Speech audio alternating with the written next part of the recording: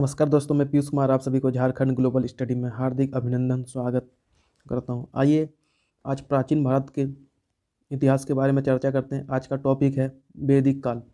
वैदिक काल से मैंने आप लोग के लिए 25+ MCQ इम्पोर्टेंट जो मुझे लगा आप लोग के लिए मैंने लेके आया है, जो हर परीक्षा में पूछे गए हैं, चाहे वो JPSC का हो या JSSC का हो या स्टेट PCS हो या GD का हो। हर परीक्षा से वैदिक काल और सिंधु घाटी सभ्यता से 2-4 प्रश्न रहते हैं। तो मैंने सोचा आज आप लोग के लिए वैदिक सभ्यता से कुछ महत्वपूर्ण प्रश्न लेके आता हूँ। चलिए प्रश्न नंबर 1 पे चर्चा करते हैं दोस्तों।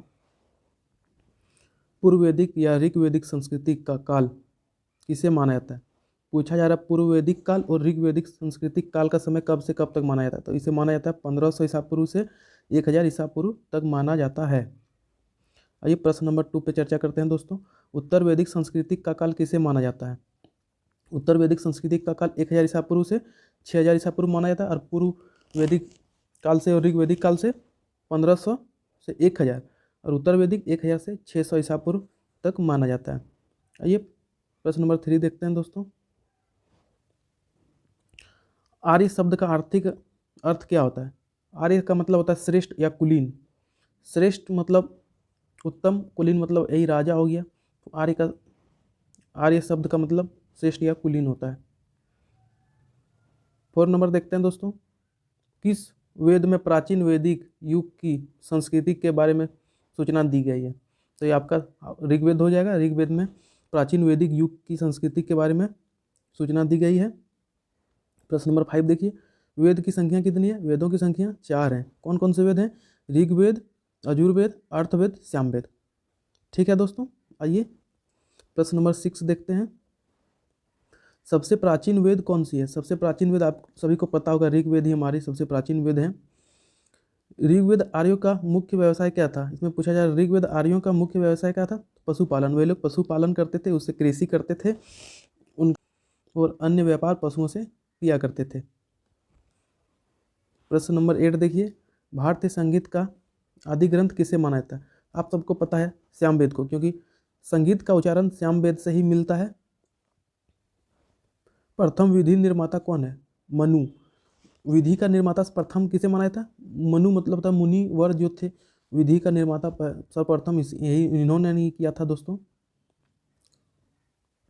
आइए प्रश्न नंबर 10 पे चलते हैं। ऋग्वेद के किस मंडल में शूद्र का उल्लेख मिलता है? शूद्र जाति का जो बोल रहा है ऋग्वेद में कौन?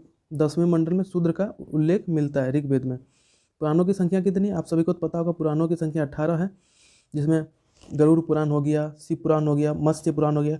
आप सभी को तो पुराण पते हैं। 18 पुराण टोटल हैं ऋग्वेद में। प्रश्न नंबर 12 देखिए।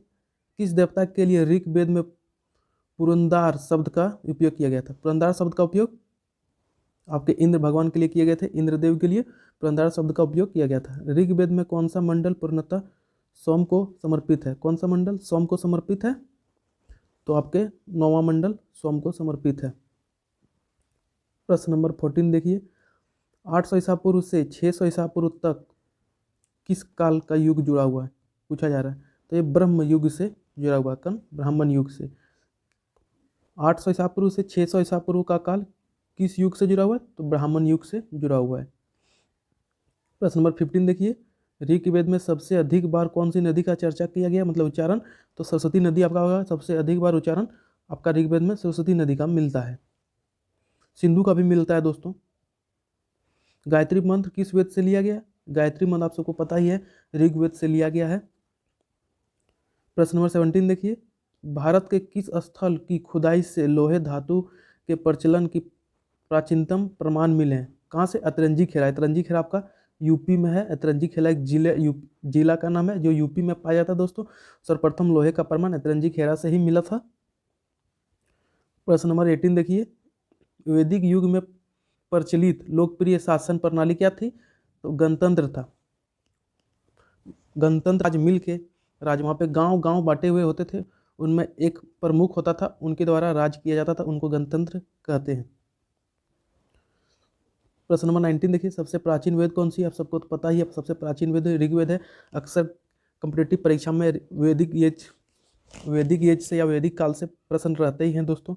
तो कृपया हमें लाइक करें, सब्सक्राइब करें, शेयर करें और अपने भाई को ढेर सारा प्यार दें।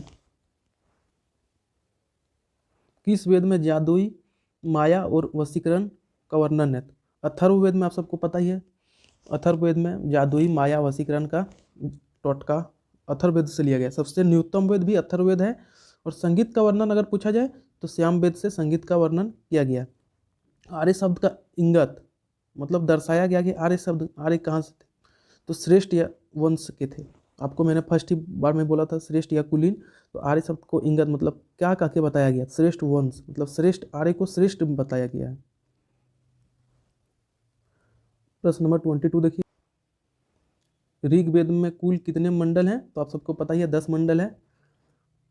गोत्र व्यवस्था प्रचलन में कब आई? आप सभी को पता है गोत्र व्यवस्था प्रचलन में आपका उत्तर वैदिक काल में आई। उत्तर वैदिक का काल आप सबको ही पता है 1000 से 600 ईसा पूर्व तक माना जाता है।